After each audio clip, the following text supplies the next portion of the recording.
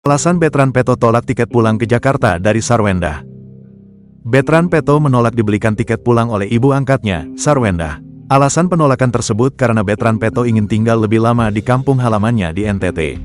Anak angkat Ruben Onsu itu mengaku ingin menenangkan dirinya di kampung halaman dan jauh dari hiruk-pikuk masalah yang sedang menjerat. Pasalnya, dia stres terlibat isu rumah tangga Ruben Onsu dan Sarwendah. Melansir dari grid.id dari tribunjatim.com, Sarwendah mengisahkan bahwa Betran Peto mengalami tekanan karena namanya tersangkut dalam masalah rumah tangga Ruben. Sarwendah bahkan secara terbuka menyampaikan bahwa Betran Peto merasa stres setelah isu tersebut ramai diperbincangkan oleh khalayak. Onyo, sapaan akrabnya, ternyata merasa bersalah hingga menyatakan bahwa keretakan itu terjadi karena dirinya.